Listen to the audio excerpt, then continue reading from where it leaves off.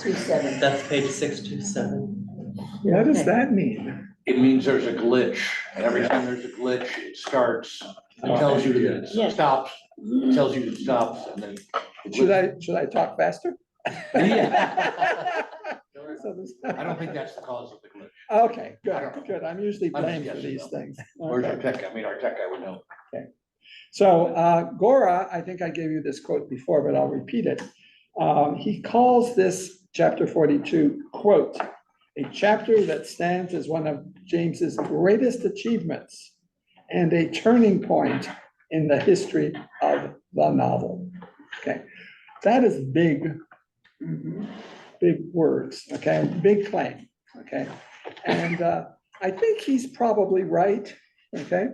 But it's hindsight in which he makes that claim, okay? I'm much more interested in how James got to that point and how he structures it in the novel itself as he was writing it.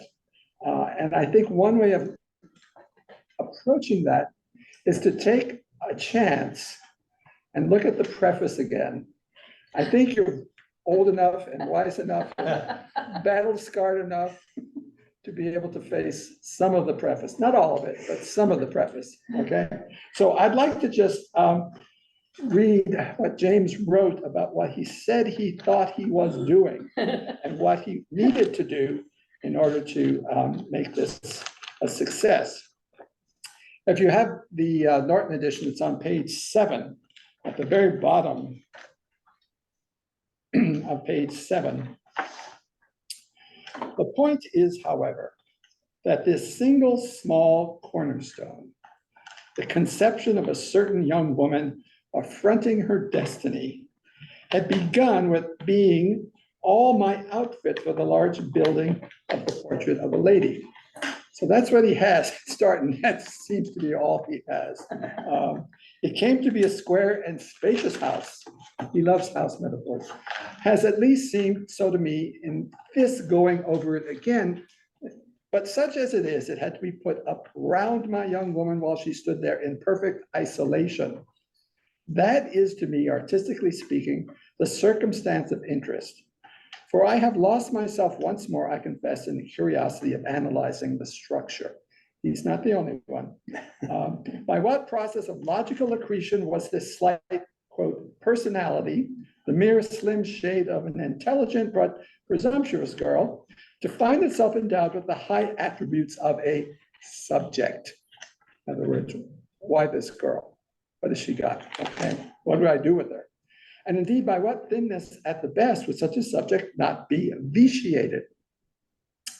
Millions of presumptuous girls, intelligent or not intelligent, daily affront their destiny. And what is it open to their destiny to be at the most that we should make an ado about it? There he's kind of saying, you know, what can girls do in 1881, okay? And why should I make an ado about it? The novel is of its very nature an ado. An ado about something, and the larger the form it takes, the greater, of course, the ado. Therefore, consciously, that was what one was in for positively organizing an ado about Isabel Archer. Okay. So he's got a subject, but he doesn't know what to do with her. Okay, what separates her from all the other young women who are in similar situations? Okay, turn it to the next page, page 9. He talks about what he decided and what made him happy about this. He actually puts quotation marks around his own thoughts here. It's at the bottom of the page, about 10 lines from the bottom of page 9. Quote, place the center of the subject in the young woman's own consciousness, I said to myself, and you get as interesting and as beautiful a difficulty as you could wish. As beautiful a difficulty as you could wish. Stick to that. From the center, put the heaviest weight into that scale, which will be so largely the scale of her relation to the same time in the things that are not herself. And this relation needn't fear to be too limited. Placed meanwhile in the other scale, the lighter weight, which is usually the one that tips the balance of interest, press least hard, in short, on the consciousness of your heroine's satellites, especially the male. Make an interesting contributive only to the greater one. So the focus on her, that's enough of that. The focus on her consciousness is his great insight of how this will make spending all these pages, all this time on this Isabel Archer worthwhile. Because the adventures of Isabel Archer in the external world, in her relationships with all the people that she knows, is not that interesting. Thousands of novels are written about things like that.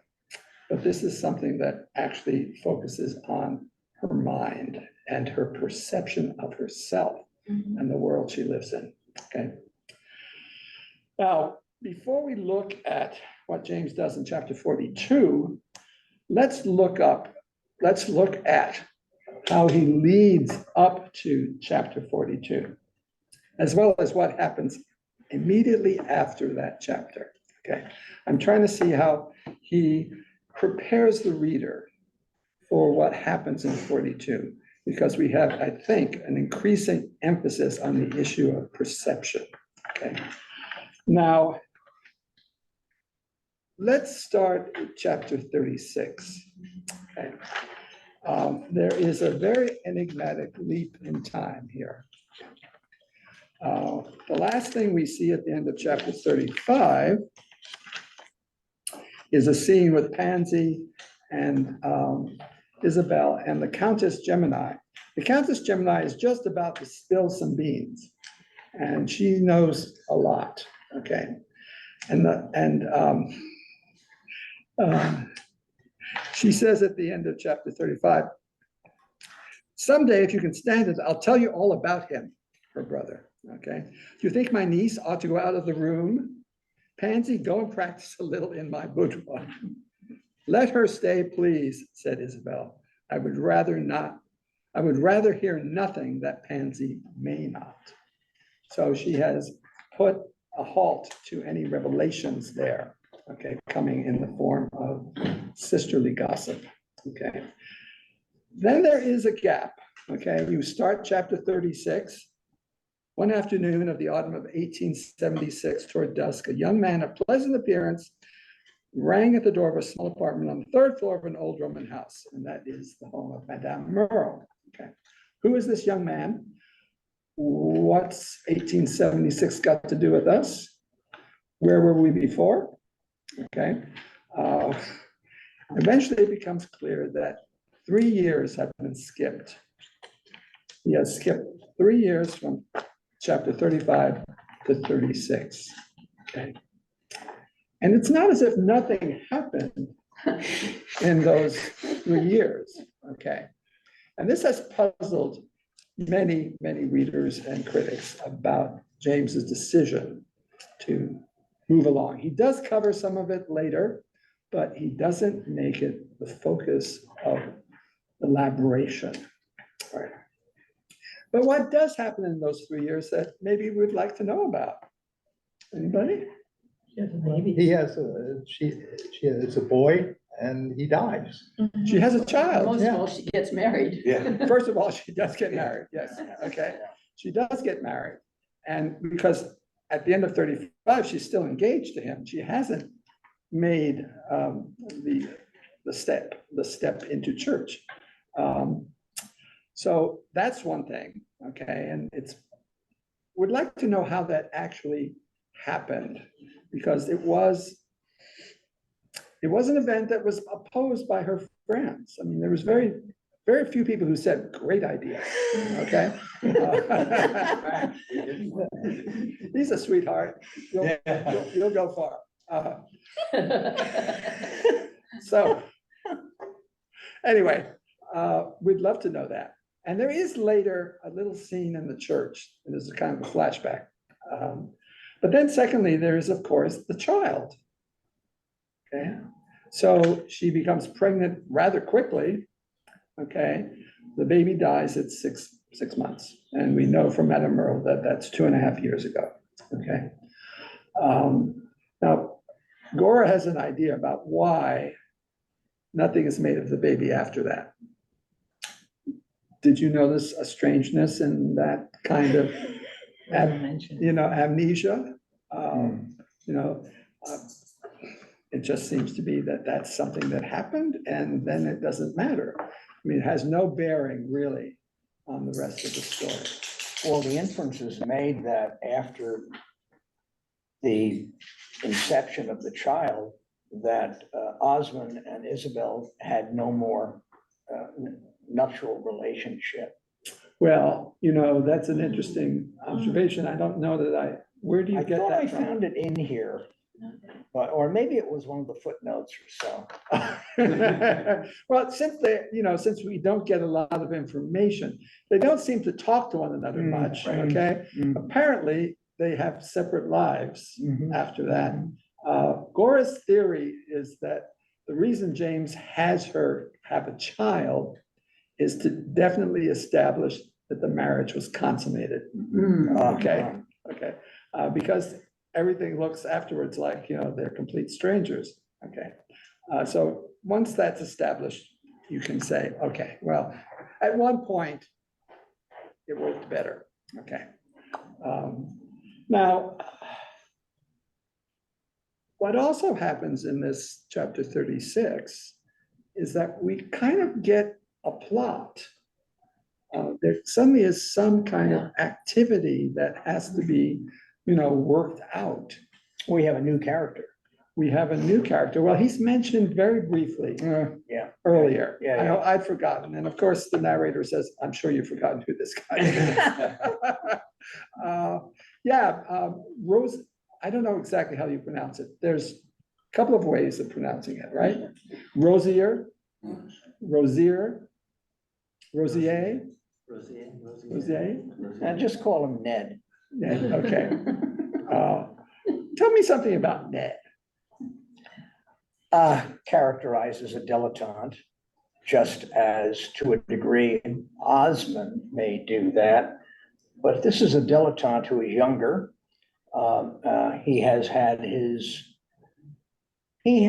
an aesthete relationship with Europe. He has accumulated apparently these antique porcelain collection, and that is his total focus. In fact, that focus may be his entire wealth. He has not much other wealth. Well, he has 40,000 francs, I think. 1,600 a year. Yeah, 40,000 That's francs, a lot of money in that time. 1,600. $1,600. Yeah. No, Oh, pounds. 1,600 pounds, excuse me, much more. Much more. Yeah, Okay, it's the equivalent of, like. He's respectable. But what makes him a dilettante? Why do you say that? He hasn't found himself. He seems to keep floating a bit to me. I can't see him anchored in any way, occupation wise. He's sort of a minor degree Osmond. Well, that's probably true. Go ahead, I was gonna Tom. say, he sort of starts to approach Pansy as a collector, but then seems like maybe he has, Yes. like, sort of surprises himself by having a deeper emotional connection than Yeah, to there's Dresden, China. there's a lovely passage in which he kind of sees her as a shepherdess, Right. right? Yes. Well, lovely / creepy, I don't know. Well, yeah, okay, but I kind of disagree with the notion that he has no focus. He is a collector. Yeah. He's an art collector. He makes money buying these things at shows or sales and then reselling them. In some ways, much more active than Osmond. Yeah. Than Osmond is. Yeah. So, but there always is the suspicion that aesthetic sense kind of blinds him to the human. Everyone is just a piece of art, and everything is a performance, and everything is a scene or a set. And that is something about Ned that we have to kind of, but He ends up a doorstop at the party. yes, he does. He's just standing there in the corner. She says at one point, the only reason I talked to you is because you were standing in the way. Yeah. I have a question. question. Sure. I'm thinking that, in terms of, social class, that people who've inherited money are of a higher class level than people who buy and sell as a merchant. Oh, So sure. he is, on a lower class Right. than Osmond, who has married money, and, Isabel, who's inherited money. Is that right? Yeah, or think of Lord Warburton. I mean, Yes. God knows how far back that money was stolen from somebody. What lands were despoiled and women and children killed so that he could someday own it. Yeah, but I think it makes a distinction between America and Europe too, because I Yes. think Garwood in America would be the person who was approved of, if I got the wrong name. Yeah. The guy, no, Oh, the other, Rosier? Osmond. Casper.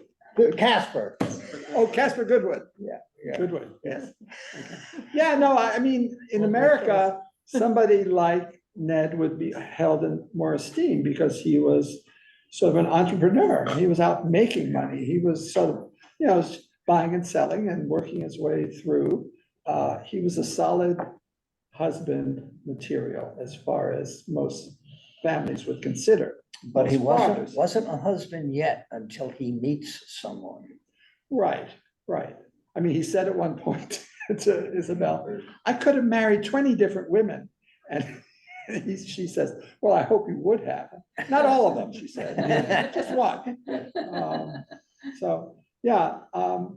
Now, the question of why there is this gap of 3 years is something we can't, I think, grapple with at the moment. But I'm hoping that in one of the later classes, that will be something to think about, the kinds of choices he makes of eliding certain subjects and not focusing on them. Why introduce this story of Pansy and Ned and Lord Warburton? Why do that? Well, it seems to me it's not exactly a subplot because it's intimately related to what happens in the main plot.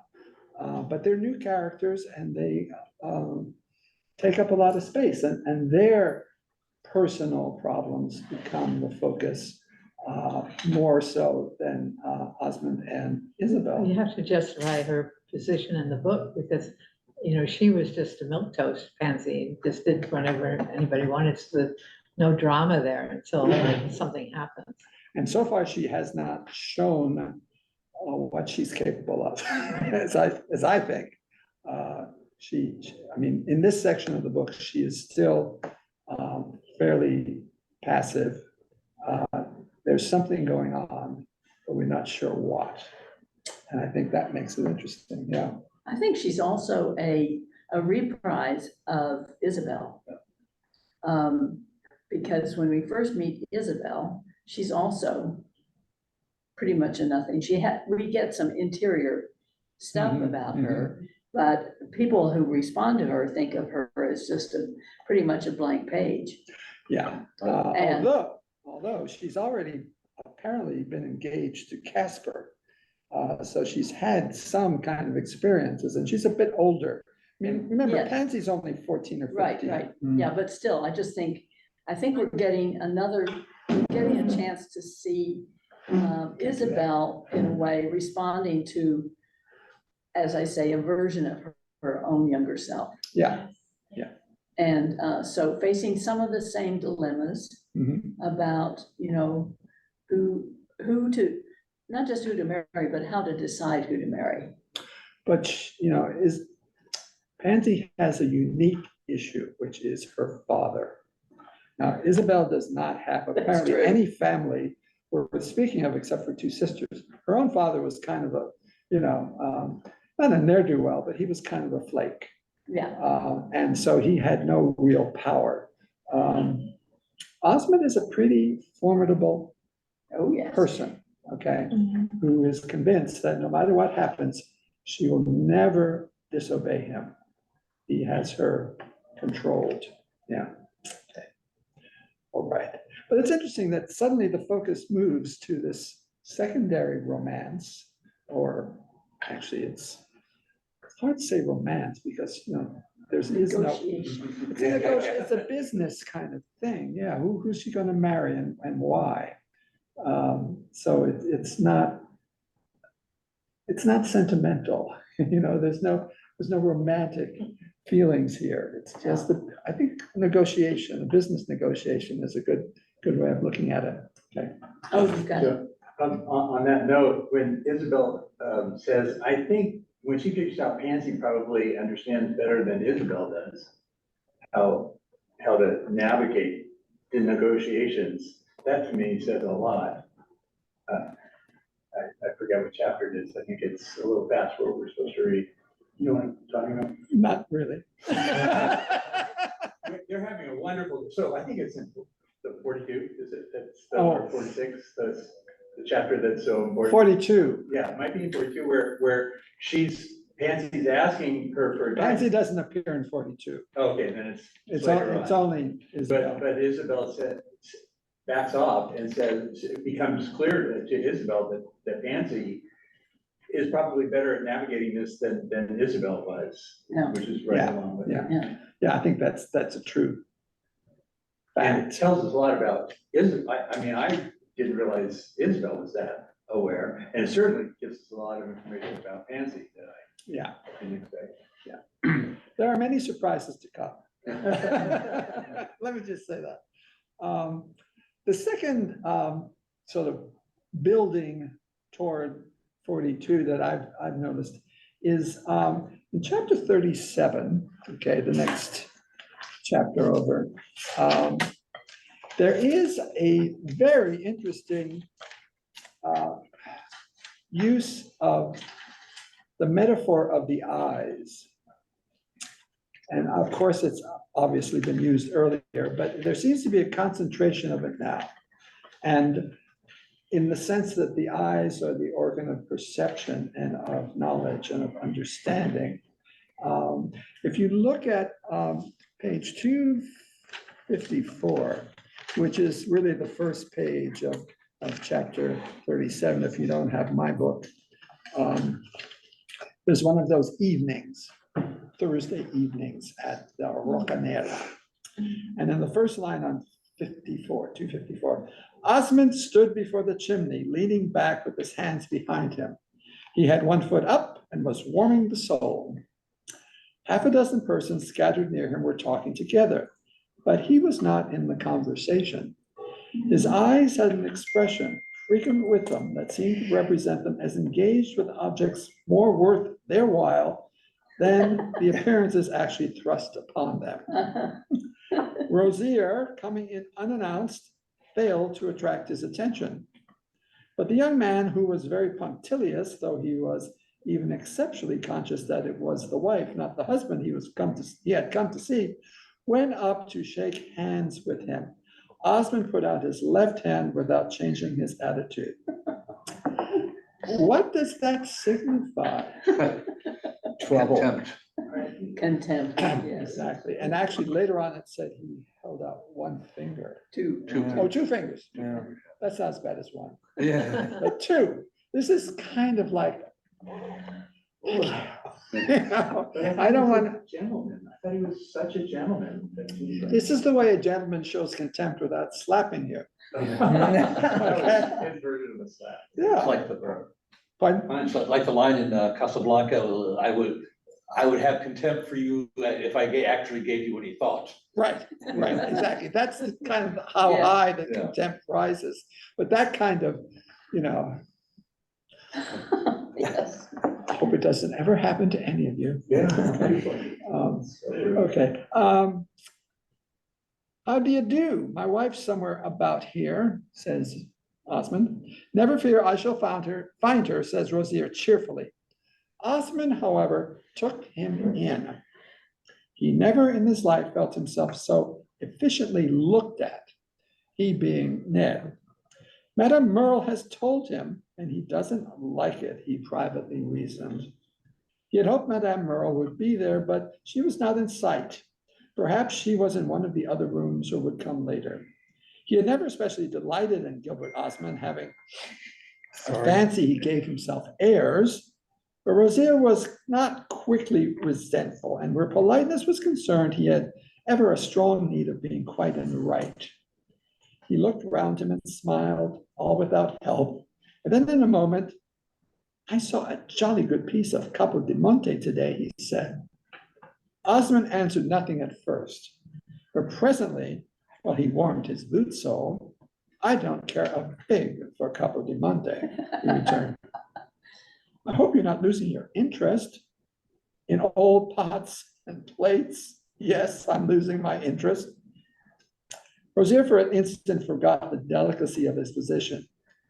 "You're not thinking of parting with a piece or two?" Never miss an opportunity to make a sale, okay? "No, I'm not thinking of parting with anything at all, Mr. Rosier," said Osmond, with his eyes still on the eyes of his visitor. "Ah, you want to keep, but not to add," Rosier remarked brightly.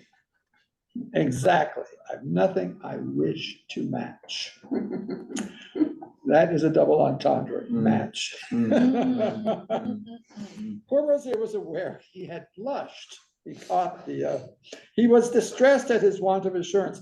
"Oh, well, I have," was all he could murmur, and he knew his murmur was partly lost as he turned away.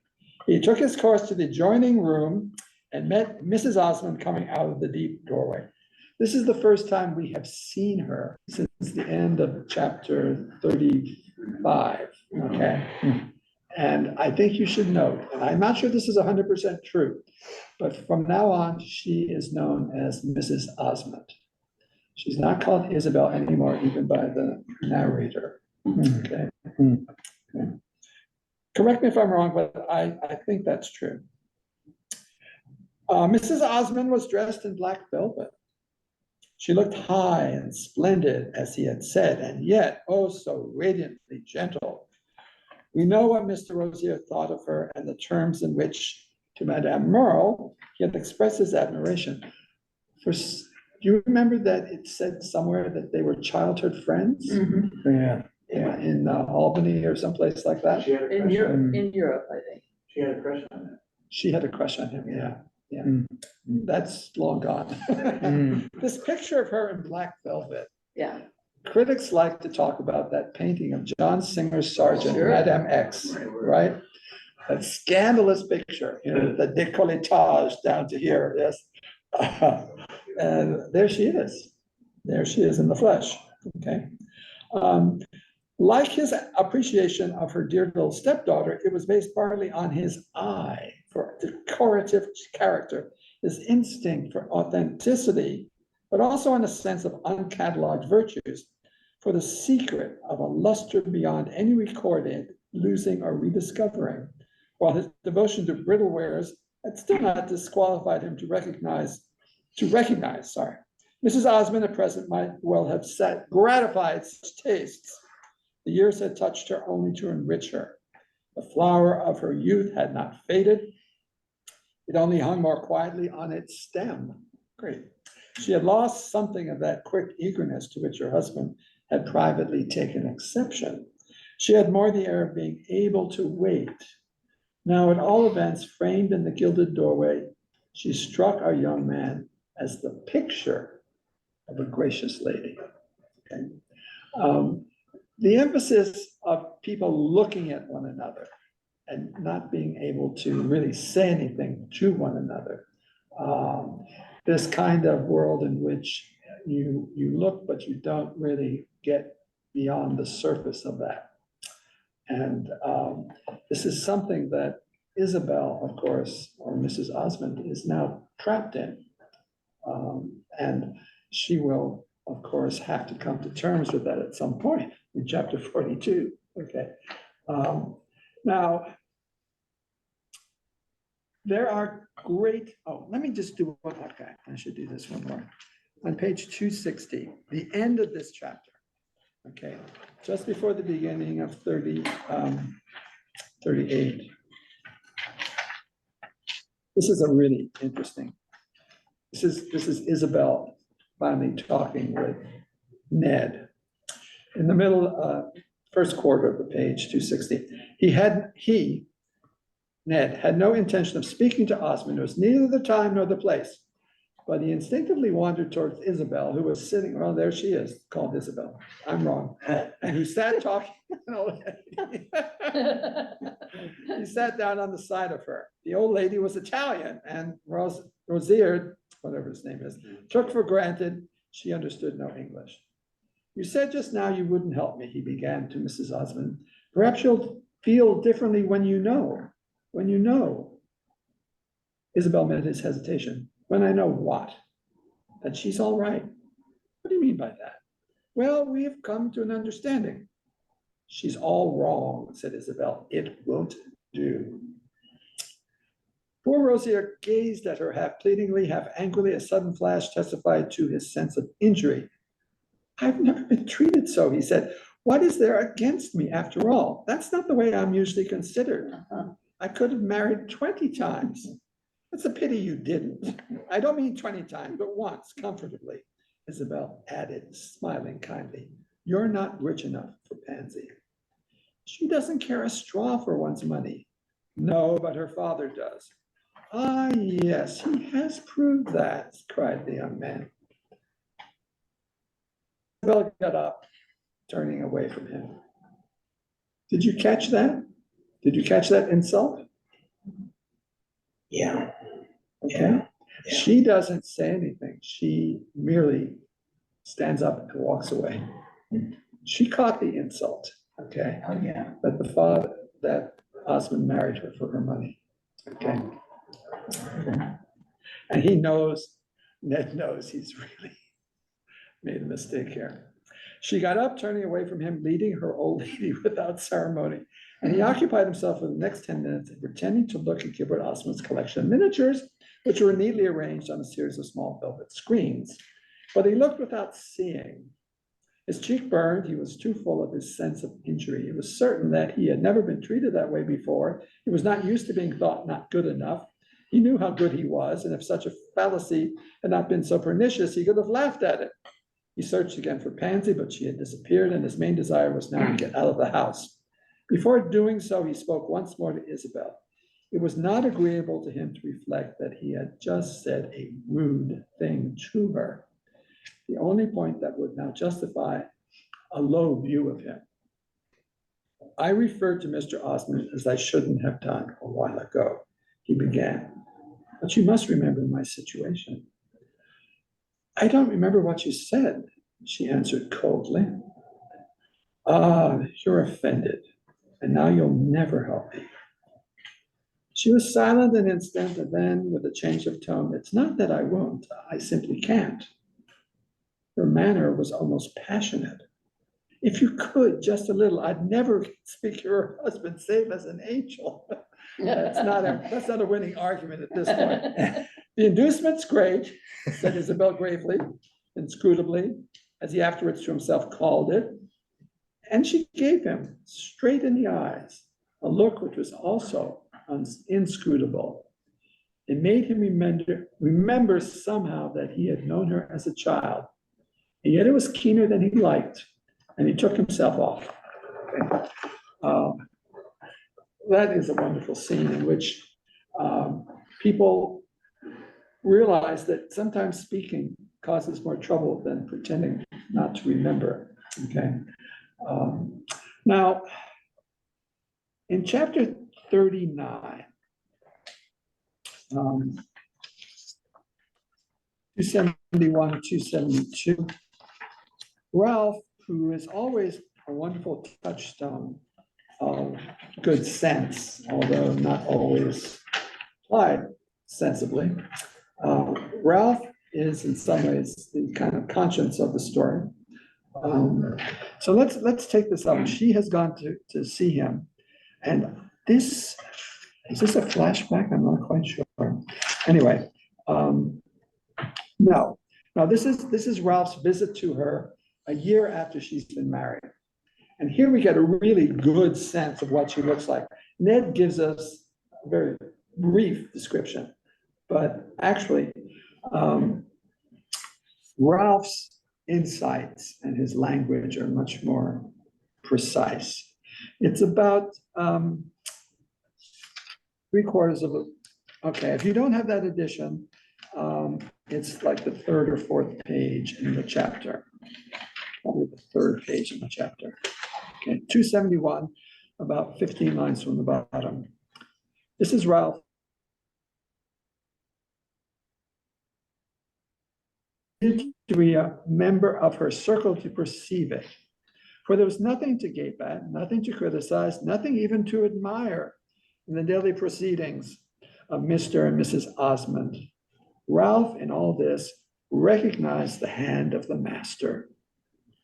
For he knew that Isabel had no faculty for producing studied impressions. She struck him as having a great love of movement, of gaiety, of late hours, of long rides, of fatigue, an eagerness to be entertained, to be interested, even to be bored, to make acquaintances, to see people who were talked about, to explore the neighborhood of Rome, to enter into relations with certain of the mustiest relics of all society. In all this, there was much less discrimination than in that desire for comprehensiveness of development on which he had been used to exercise his wit. There was a kind of violence in some of her impulses, of crudity in some of her experiments, which took him by surprise. It seemed to him that she even spoke faster, moved faster, breathed faster than before her marriage. Certainly she had fallen into exaggerations, she who used to care so much for the pure truth. Whereas of all, she had a great delight in good-humored argument, in intellectual play. She had never looked so charming as when in the genial heat of discussion, she received a crushing blow full on the face and brushed it away as a feather. She appeared now to think there was nothing worth people's either differing about or agreeing upon. Of old, she had been curious, and now she was indifferent. Yet in spite of her indifference, her activity was greater than ever. Slender still, but lovelier than before, she gained no great maturity of aspect. Yet there was an amplitude and a brilliancy in her personal arrangements that gave a touch of insolence to her beauty. Poor human-hearted Isabel, what perversity had bitten her? Her light step drew a mass of drapery behind it. Her intelligent head sustained a majesty of ornament. The free, keen girl had become quite another person. What he saw was the fine lady who was supposed to represent something. What did Isabel represent? Ralph asked himself, and he could only answer by saying that she represented Gilbert Osmond. Good heavens, what a function, he then woefully exclaimed. He was lost in wonder at the mystery of things. Okay. So his perception of her is that she has become what? How would you sum up that Melania. Melania. Oh dear, oh dear. This is being recorded. I didn't say that. We fear not. No, she's a trophy wife, right? She's a trophy, but she has become literally Alter ego. atrophied. Okay, trophy Yes. and atrophied. Okay. Yes. She isn't alive like she used. She moves with even more intensity, but it's a kind of movement of mechanical doll. And Ralph, who knew her, before Osmond did, knew her for several years, can't understand what's happened to her. And it becomes this kind of deadness. She's indifferent to everything. Ivanka. Ivanka. Androids don't change much. The physical structure that she lives in Yes. contributes so much to that. Tell me about that. Yes. It's isolated, and it makes me wonder, was Osmond the architect who designed this? Because it's No. like a prison. No, it's an ancient building in Rome. Maybe not ancient, but it's a Renaissance building in Rome. Okay. James gave it the name Rocca Nera, the Black Rock. Now, does that sound like home? Oh, Lordy. Black Point, maybe, but. Yeah, but I remember an old movie called Bad Day at Black Rock. Is that what it's called? Yes. Yes, okay. Spencer Tracy. Yes, exactly. Yeah, it's wonderful. Yeah. But that is also an ominous name. I mean, it sort of suggests that, you know, there's going to be something dark happening here. Okay. But the house itself, you're very right about the house. I mean, the fact that, you know, they chose this of all the possible places in Rome that they She can could. never be comfortable in there, no matter where she is. No, it's so big, from what I understand. The interior rooms are enormous. She notes at one point that one of the rooms, even though it had been filled with oversized objets, okay, still had what she called nudity. There's something about the coldness and the unfriendliness of the place that's Vacancy, when vacancy, like a vacant room. it's like a vacant room. I mean, it's filled, but all these rooms have really no function. There's several rooms. I can't follow where they are at one point. But everyone has plenty of room. And I'm sure Mr. and Mrs. Osmond have separate bedrooms. You know, Separate wings. separate wings, maybe separate floors, you know. So anyway, yeah. Joe? Yes. Just that next paragraph, I think the line, the motive was as vulgar as the art was great. Yeah. Where's that? Where's that? Everything. So the next paragraph, he recognized Osmond as the beginning of the paragraph, and then a little further, he always had an eye to effect, and his effects were deeply calculated. Yes, They were yes. produced by no vulgar means, but the motive was as vulgar as the art was great.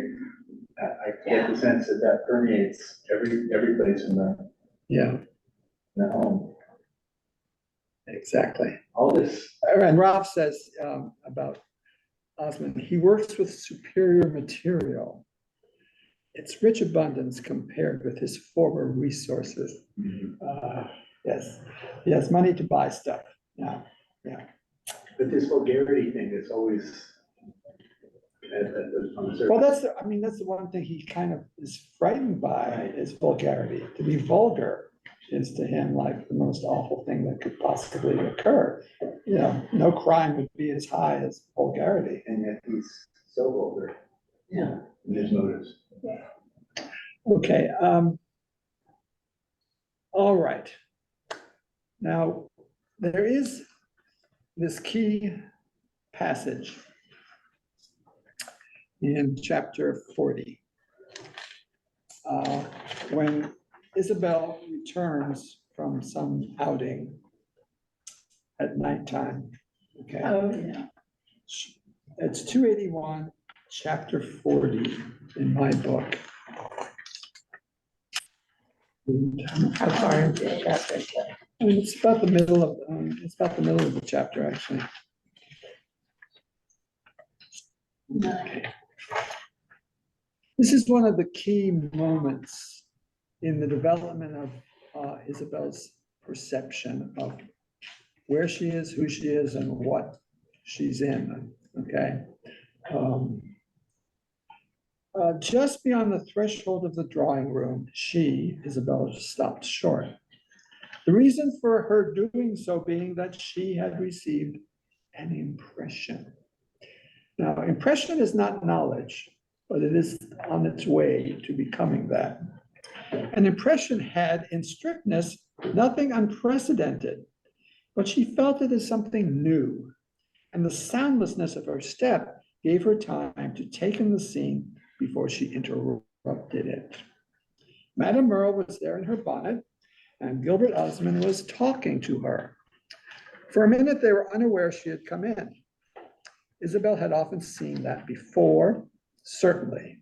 But what she had not seen, or at least had not noticed, was that their colloquy had for the moment converted itself into a sort of familiar silence,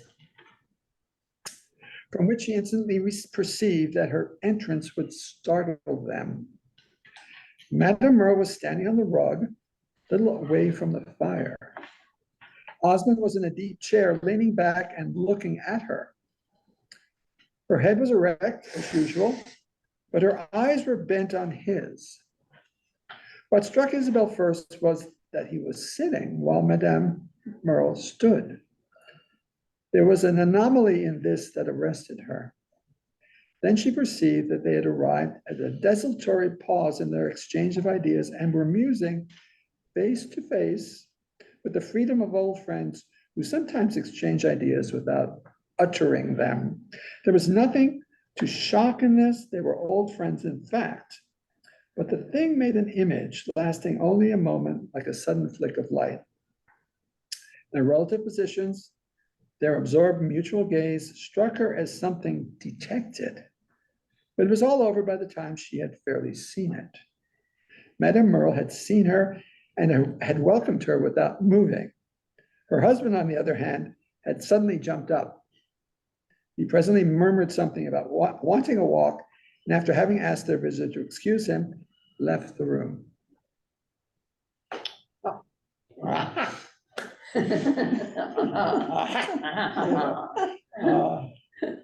That's a beautifully written passage in which the impression of a few seconds becomes this beautiful passage in which all the parts that she herself can't quite articulate are presented to us by James. And what is it in the scene that makes it worthy of attention? What is it that she has seen but hasn't quite recognized? Familiarity. Yes. Familiarity, That she wasn't expecting more. okay, and what are the clues of the familiarity? The way they're just relaxed and not doing societal kind of things, you know, Okay, it's, yeah, the word is a familiar silence, familiar, and I can't help but think that that's a pun on family, in which people have long years of intimacy and really don't have to speak Yeah, in order to communicate something, right? They can look at one another in a way Yeah. that kind of conveys what's needed.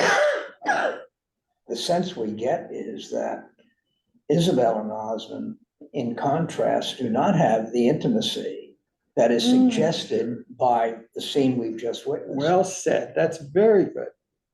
Because the contrast to our own experience of him is that he is always, buttoned up and basically not paying attention to her, okay? And here this woman who is supposedly just a friend is given the kind of years of intimacy, kind of experience. But also you notice that there's an element of politesse, a man sitting while a woman stands. You don't do that with someone who isn't, part of the family. Okay, and he's just leaning back on his chair, and I love the way he just leaps up. yeah. And Guilty. leaves the room.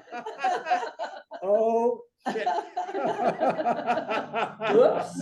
And who's cool as a cucumber? Madame Merle. I need a walk. I think it's a great example, like you said, of the great writing, because they don't really say it, and then you get the Yeah. sense she broke in on them making love or something, or- Well, I mean, it's certainly, it's not what you would call the equivalent of that, but it has some of the emotional weight of it. And the guilt, Yeah. And the guilt, the consciousness that, They caught it. she shouldn't have seen this, yes. yeah. And we don't know what they're talking about, there may be nothing of any real import, but it's the way it's delivered, But I think Bill's point about the distinction between her own experience of being with him and this scene Yeah, is what kind of starts to ferment in her brain. And it's taken this many years. I'm surprised she hasn't figured this out a little earlier, or has Madame Merle really been so removed? Well, Madame Merle has really removed herself after the marriage. Okay. I mean, that's been said. In fact, she's invited to the wedding and she doesn't go. Okay. So yes, she has been very careful and about, upsetting the apple cart, okay? So it's an extraordinary moment. But it's not processed, Yeah. we learn more about it than she does, Hey, okay? Joe? Yes, where are you? I'm Susan? here. Hi, Susan. I'm there. I have a thought that seemed more interesting a few minutes ago, but I still want to bring it up, which is Okay. that in one of those sentences at the very end of that paragraph you read, it reads, "He presently murmured something about wanting a walk, and after having asked their visitor to excuse him, left the room." Their visitor seems kind of ambiguous. Like, who's the visitor in this situation? Yeah, I thought that too. I wasn't sure. I assume it's Madame Merle, who is literally a visitor. But But you notice he doesn't, he doesn't Yeah. say, he doesn't write Madame Merle. He says the visitor, and the person who's just arrived as on a visit is Isabel. yes. And you notice that, let's just assume it's Madame Merle.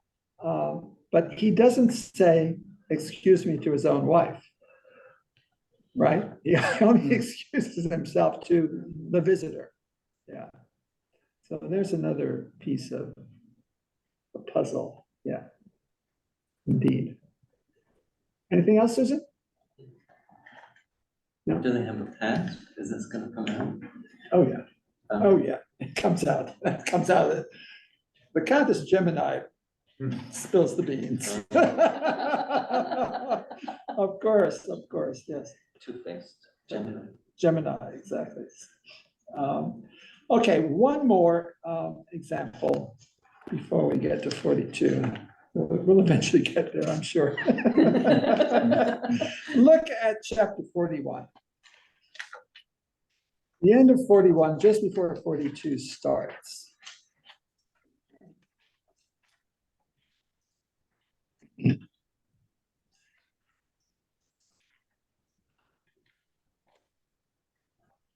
Isabel and Osmond are talking about Lord Warburton and his sort of reluctance so far to propose marriage to Pansy.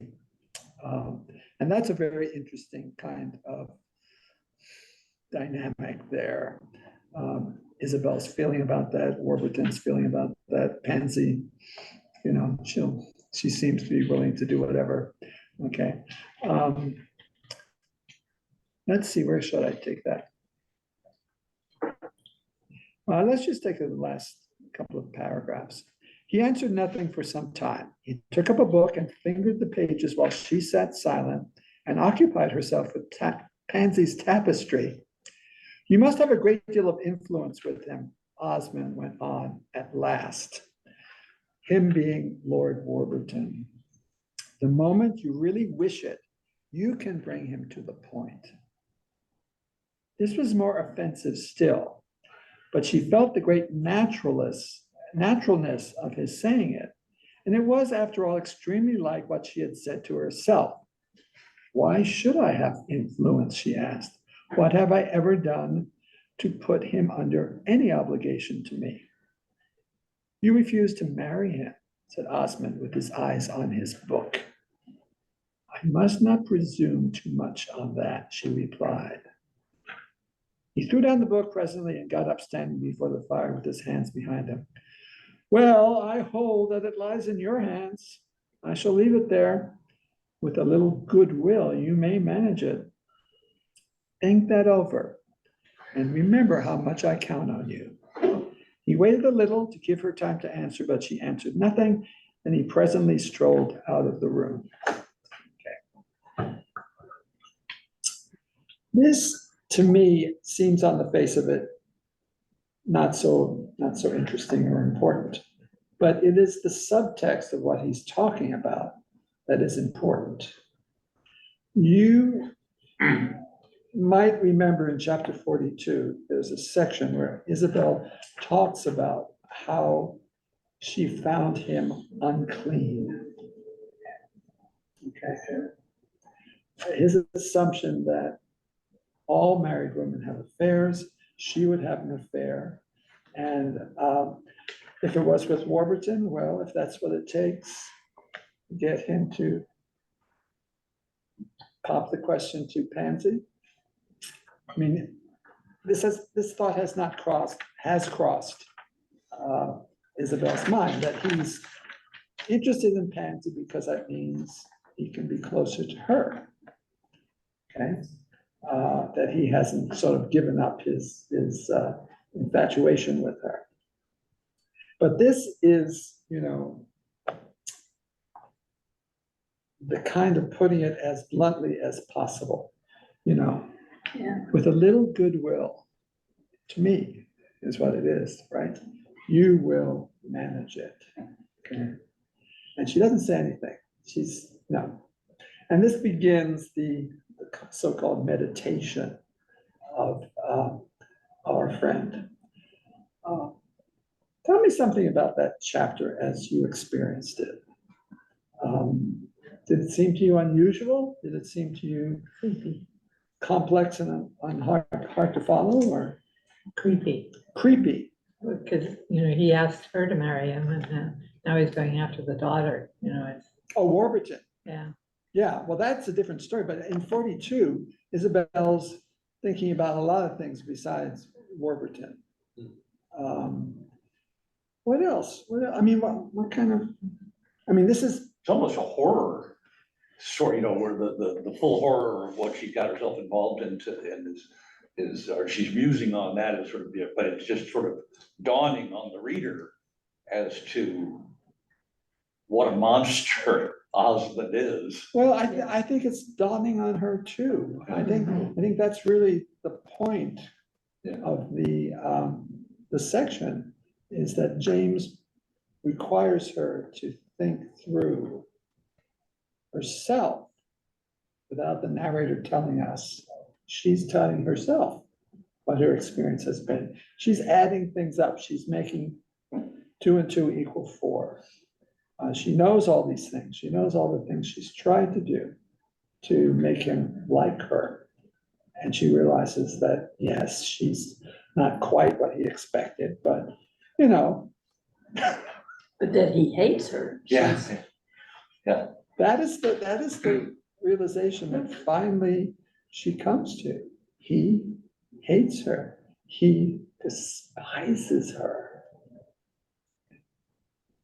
And that no matter what she does, it will always be the same, won't it? Right?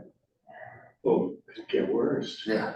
I mean, I think there's a sexuality, I mean, I just seem to be reading it into it maybe, but it's kinky, it's creepy, it's. Oh, he's definitely a kinky, creepy guy. Yeah, Yeah. but there's also this, Who's Afraid of Virginia Woolf, is that gonna be the next, you know, scene in terms of how is she gonna respond? They're getting so nasty to each other in such weird ways, but most of all, I love, as you pointed out, the psychology, the way he's able to stop the frame and get us thinking about all these levels of awareness or lack of. Yeah, she works through this herself. I mean, she starts out, I was thinking maybe there are layers of progression to the truth, right? I don't think that really works. I mean, there's not that mechanical a line of from this to this to this to this, because it's quite complicated. But yes, she is working things through. She starts out by saying, what about Warburton? Do you think he's really attracted to me? And after a while, she kind of says, nah, I don't think so. I think she's a little too hasty on that. She gets better at it as she goes, okay? She gets closer and she's harder on herself than she was at the start. But let's just take a couple of passages, okay? One of my favorite ones is the mansion of his own inhabitation. Remember we talked about how much the house is one of James's favorite images. He talks about the house of fiction. And here on page 296, okay, which is What chapter are you 42, we're at 42. Um, This is kind of toward the end of that section, it's about 4 pages from the end. What chapter? 42. At the very top of the page, the first line. But when, as the months had elapsed, she had followed him further, and he had led her into the mansion of his own habitation, then she had seen where she really was. She could live it all over again. The incredulous terror with which she had taken the measure of her dwelling. Between those 4 walls she had lived ever since. They were to surround her for the rest of her life. It was the house of darkness, the house of dumbness. In other words, not being able to speak, okay? The house of suffocation. Osmond's beautiful mind gave it neither light nor air. Osmond's beautiful mind indeed seemed to peep down from a small high window and mock at her. Of course, it had not been physical suffering. For physical suffering, there might have been a remedy. She could come and go. She had her liberty. Her husband was perfectly polite. He took himself so seriously. It was something appalling. Under all his culture, his cleverness, his amenity, under his good nature, his facility, his knowledge of life, his egotism lay hidden like a serpent in a bank of flowers.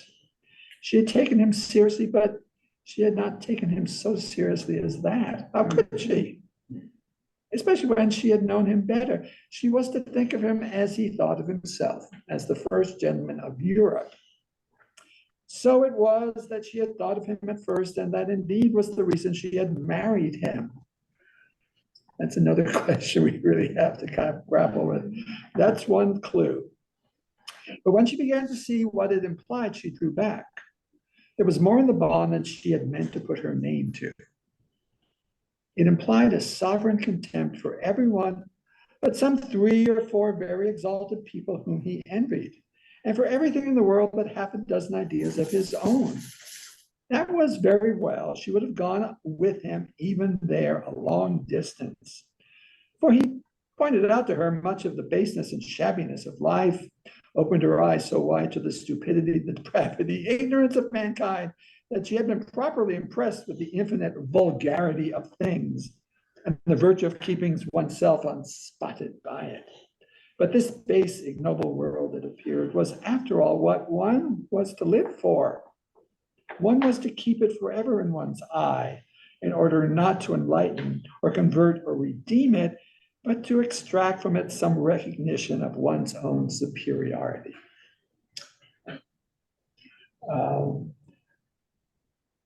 She's starting to finally realize that, all the things she has done to accommodate him have meant really nothing. Yeah. Really nothing. Okay? Because she is still herself. And so she has to come to some terms of who she really is. So Joe, Yes. it's me Yes. again. Hi, Speaking Susan. from my box. It's interesting. This was pre-Freud, right? But it reads sort of like a case study of narcissism and the relationship that one has with a narcissist, which starts all with charm and then ends up with disgust. Right. And I think that's what she's realizing, is that this is how it happened and this is what she's in. Right.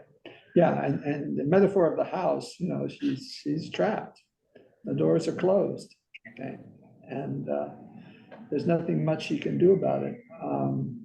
Although maybe there is. Maybe there is. I'm not talking about murder, but Good idea. That's a on different strain of the novel. That's right. That's the movie version. Yeah. Joe, On the facing page, there's a great sentence. Yes, Jack. uh, Where are you? it's interesting in this chapter that there are very few, if any, actual events. Nothing is actually dramatized. We're giving a series of impressions, memories, and particularly on this page that you just read, these images, but they're not events. And for the image of Osmond peeping down and mocking at her, for instance, or the image of the serpent under the bank Right. of flowers, these are quite horrifying. But her mind ranges back and forth from present, what's Warburton, what's his relation to me now, to the past. She thinks about the early days of their courtship when she thought he was noble, and but also she felt that he was ineffectual, needed some help, so she would launch his boat for him. Oh, And, right, yes, right. then she comes to these She used images. the word maternal. Yes, that's Yeah. right. And then she comes to these images of the house, a house of horror. And interestingly, James was writing parts of the novel in Venice, where you have these little dark streets that end in a dead end wall, which is another image that she finds in the house. Also, it's interesting that this Palazzo Roccanero is a real building in Rome. It's not called that. I forget what the name is, but it's down near the Palazzo Farnese. And yes, we're not told this in the book, but I think there's a footnote that says that this was quite some distance from the strangers' quarters where all the Americans would be hanging out, the Piazza di Spagna, the Spanish Steps, where Keats was buried and so they're forth. on the other side of town. Yeah, that's right. He's Osmond, of course, has chosen the dwelling, and he's chosen it to set himself apart from all these American tourists, whom, of course, he would despise. Well, this also isolates her further and keeps her from, being tainted by those, vulgar people who she probably would have enjoyed. Yeah, I mean, this is all carefully plotted on Osmond's part. The house, the way in which he is so agreeable. His amenities, he's such a gentleman, right? And underneath it, he is just this serpent, really. He is. Yeah. She's also discovering that she's trapped in a novel, I think. And Osmond is the writer. Yes, right. Very good. Yeah. Okay, I like that very much, Susan. I was going to say that what we're really also getting here is a very powerful description of a particular form of domestic violence, which is the entirely the psychological part. Right. He is working very hard to colonize her mind. The isolation is a big chunk of that. She has very limited opportunity for getting a corrective view. And the notion that she would consult with Madame Merle has already disappeared. She knows that that's would not do her any good. She's cut herself off from the Contessa to a large extent, and Madame Touchette has withdrawn, and so she's extremely isolated. And what I find so disturbing in this chapter is she has these powerful insights that he hates her, and she is not able to hang on to her own perspective. So she says that she didn't hate him, she was going to continue to try to please him. And that is classic domestic violence psychology. She's been a victim of abuse, and she kind of has been brainwashed in some ways into believing the oppressor.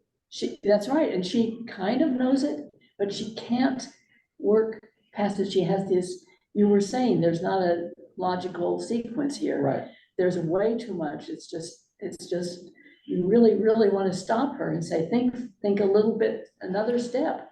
What does this mean? And she keeps pulling back.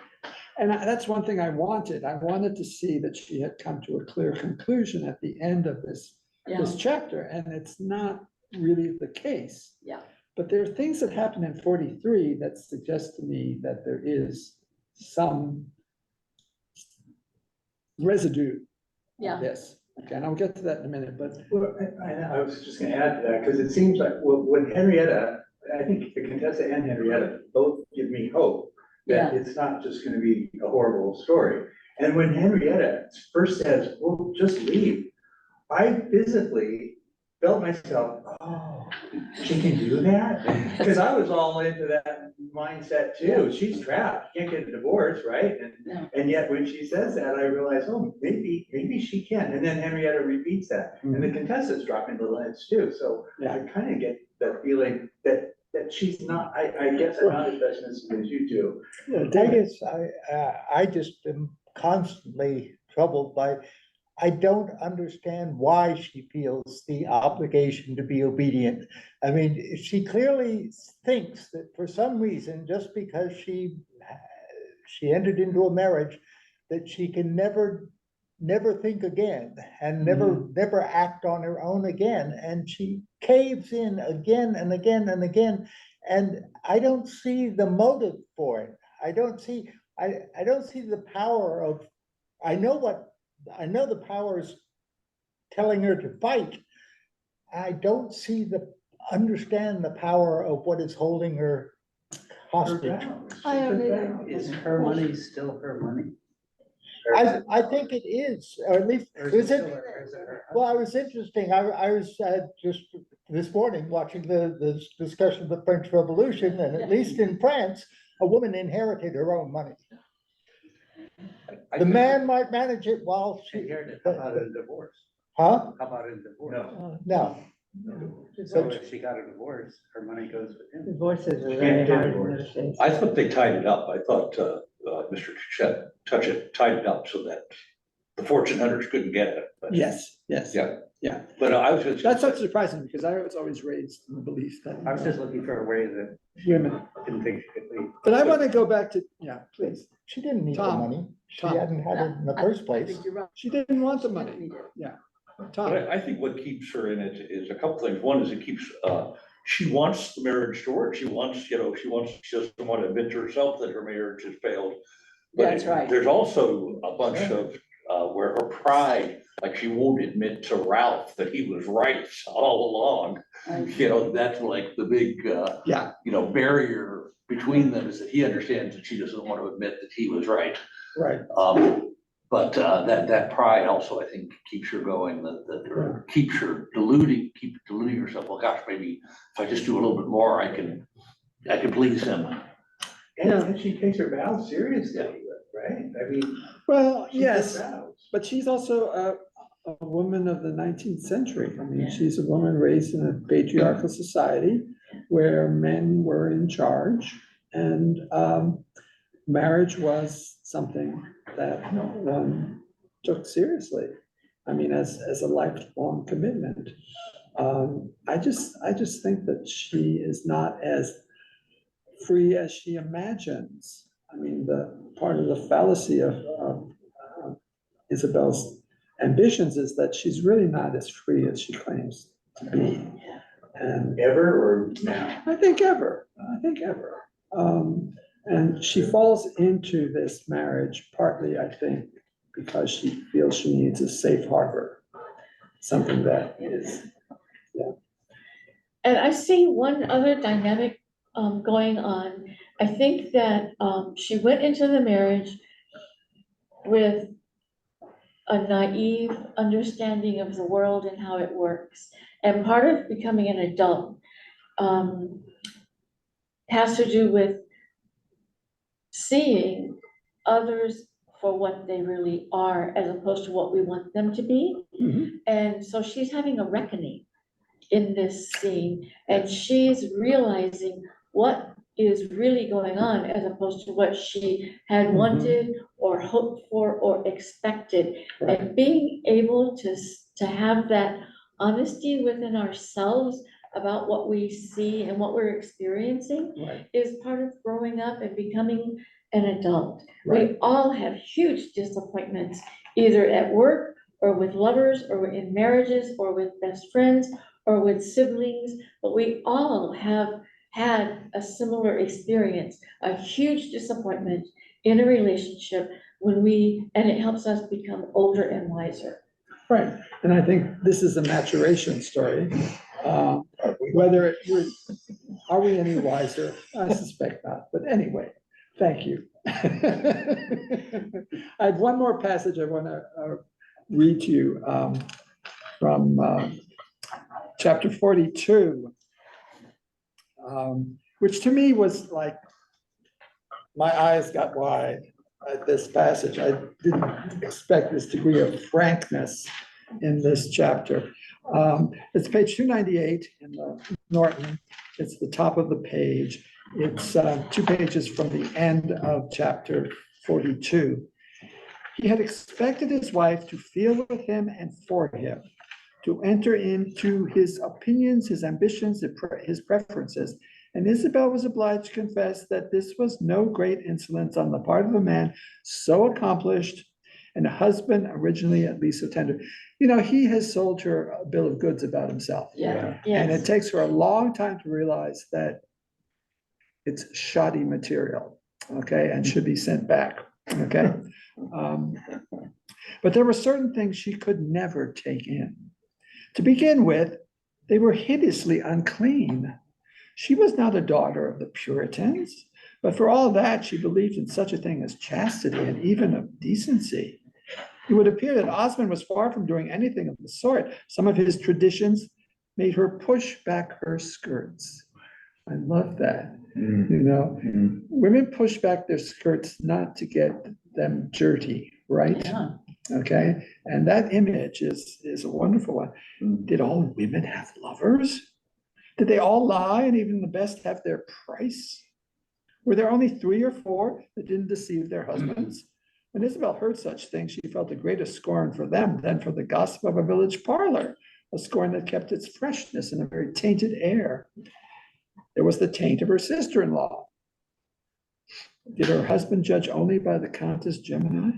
This lady very often lied, and she practiced deceptions that were not simply verbal. It was enough to find these facts assumed among Osmond's traditions. Remember how he talks about traditions? Yeah. You have to have traditions. You have to, and it sounds like they're all they're all kind of stolen from other people, right? Yeah. Let me see. These were the traditions that made you one of the top people. It was enough without giving them such a general extension. It was her scorn of his assumptions. It was this that made him draw himself up. He had plenty of contempt, and it was proper his wife should be as well furnished.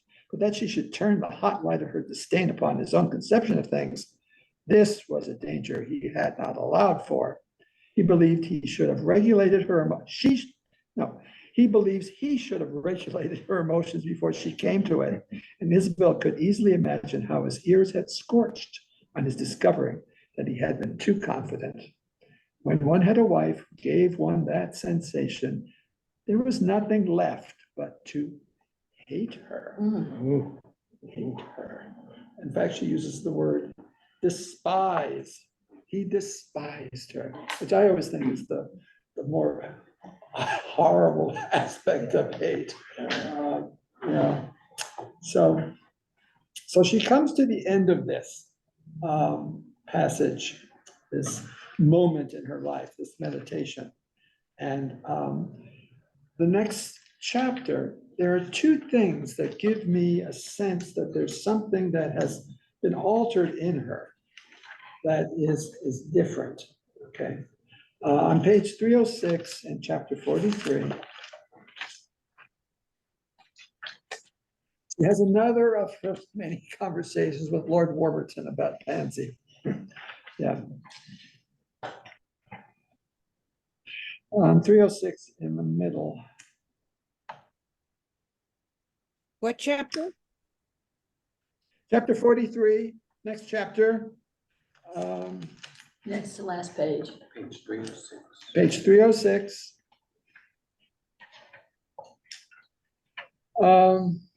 Let me see where I should start here. Let's just start in the middle. Certainly, it's a very proper feeling. Isabel remained silent for some moments. The room continued empty. The sound of the music reached them with its richness, softened by the interposing apartments. Then at last she said, "But it hardly strikes me as the sort of feeling to which a man would wish to be indebted for a wife. I don't know if the wife's a good one and he thinks she does well. Yes, of course, you must think that. I do, I can't help it. You call that very British, of course. No, I don't. I think Pansy would do wonderfully well to marry you. And I don't know who should know it better than you. But you're not in love." "Oh, yes, I am, Mrs. Osmond." Isabel shook her head. "You like to think you are while you sit here with me, but that's not how you strike me. I'm not like the young man in the doorway. I admit that. But what makes it so unnatural? Could anyone in the world be more lovable than Miss Osmond? No one possibly, but love has nothing to do with good reasons." Okay, so he goes on, okay? And at the last paragraph says, "She met his eyes, and for a moment they looked straight at each other. If she wished to be satisfied, she saw something that satisfied her. She saw in his expression the gleam of an idea that she was uneasy on her own account, that she was perhaps even in fear. It showed a suspicion, not hope. But such as it was, it told her what she wanted to know. Not for an instant should he suspect her of detecting in his proposed marrying her stepdaughter an implication of increased nearness to her, or of thinking on it, on such a betrayal, ominous. In that brief, extremely personal gaze, however, deeper meanings passed between them that they were conscious of at the moment." Okay. Rachel, can you just explain, I'm not sure I understand that sentence, that not for an instant should he suspect her sentence. Well, I mean, they're still at that level of communication where she can say some really important things to him, but the personal between them. But is he, I'm sorry, is she thinking he better not be marrying her to be close to me? Yes, exactly. That's what really she's saying. Okay. And I mean, she terms it in one way, which is to say, you're not in love. You're not in love. I mean, that's obvious. You think you are, it's okay. Okay. Now, the last thing in that chapter is when she runs into Ned again at this event.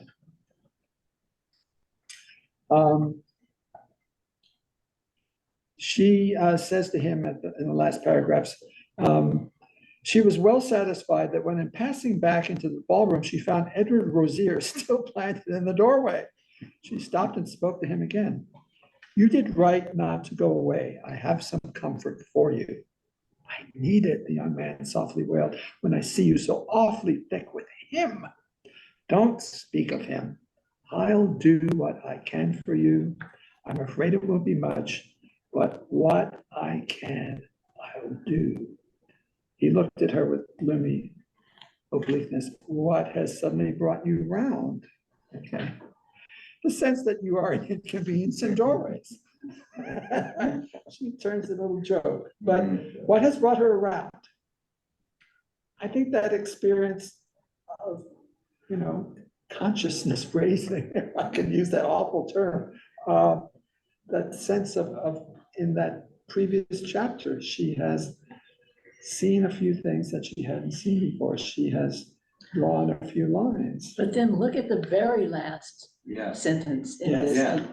Again, she's playing a double game here, and you really don't want her to be. Well, But she's telling Warburton, Very go much ahead so. with the proposal. But is that, I don't remember what happened.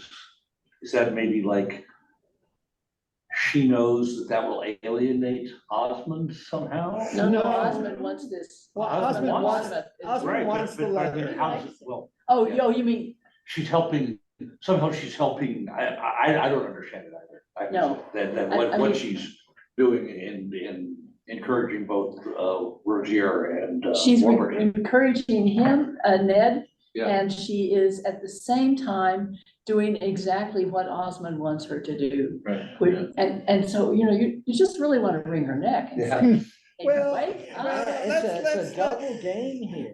let's not be too hard on Isabel here. She has to follow on the surface a certain routine, okay? She doesn't want to have a fight with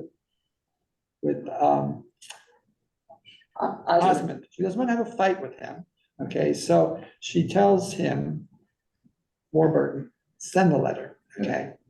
But she has subverted that, okay, by saying to Ned, I'm going to help you, okay? She has. I'm going to do It's what I not can. true. She is going to help him. Yeah, Unless there's something we don't see. She's not I guess. But she's also keeping her word. She told him, Osmond, that she was gonna do what she could. So she's told two people different She's things. still, So I she's, agree, but I think conflicted. the daring thing that was completely unnecessary was her stopping the boy and saying, Yeah, I'm gonna help you. I'm going to help you. Yeah. I'll do as much as I can. but she's not gonna outwardly sabotage. I think for the reasons you gave, but also I think she thinks, I've said, I'm gonna do this, I'm gonna do it, but I'll kind of do it. I think No. she is still playing, both sides against the middle, or whatever you want to call it. But yes, at this point in the story, I mean, there are many things later in the story in which you want to strangle her, okay? I can't help that. It's understanding her. Susan's dog. Oh, Susan. Part of Susan's sorry. Are you wearing a muff or? Susan. Oh, she's frozen. Yeah. It's Madame Maeve, my cat. Oh, okay. Madam May or Madam Merle? Yeah. Maeve. Madam. Whoop. Okay. Anyway, we'll continue this confusion next week, okay? But what I want to say is that for next week, please finish the book. It's 80 pages, okay? I divided the book into 5 parts so that we would have a 6th week, presumably to have intelligent discussion. But we may or we may not. One thing I want to do that I've done in the past with classes that were meeting in the same room was I'd like you, if you want to, pick a passage in the book, anywhere that you have found it, that you really like, okay? And send it to me if you're on Zoom, joeomealy@gmail.com, or bring it to class, okay? If you have a passage that you really find worth, joeomealy@gmail. So that's one way of getting some conversation. We all have favorite moments that we've underlined. My favorite piece of dialogue, I will tell you what it is now. Or did I write that down? Okay. On page 266.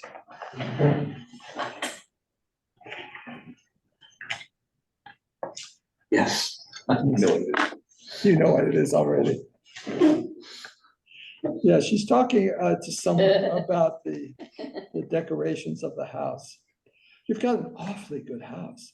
Yes, it's very pleasant, but that's not my merit, it's my husband's. You mean he has arranged it? Yes, it was nothing when we came. He must be very clever. He has a genius for upholstery. said Isabel. Now, if I had the writing of Gilbert Osmond's tombstone, I would put it there. He had a genius for upholstery. Can you imagine a more feeble phrase? What? For your own husband? Oh, my For your own goodness. husband, and for just his ability to design and decorate and furnish it. There's a question from Laura Friedman to the moderator about whoever, if you want to get a recording link sent to you, which email do you use? Where do you request a recording? Have to request it from the office. From the office for that But much. who would she email? That's what she London. London. London? is the What one. is London's email? Well, I don't know right now. Is she there? Isn't that her? Yeah, but she's. Yeah, that's what's her. That was her. Oh, Um, okay, yeah. okay. We'll get that information to her. London's bridges Yeah. have fallen down. Yeah, Laura doesn't need it instantly, so we'll get it to her the next day. Okay. So thank you all. So next week, let's start coming with passages that we can talk about, things that seem to you important and confusing. But we really need to kind of get the book finished before we can have some of the larger. How many classes do we have left? Pardon? How many classes? Two classes left, so. I have a favor to ask. Go ahead. Who's she? I don't know. She was there, and that's the old. Say goodbye. Where will we find They're that? waiting for you to I say think goodbye. Ronnie suggests we Goodbye, everybody. Thank you. I hope they heard what I said. I think so. Okay.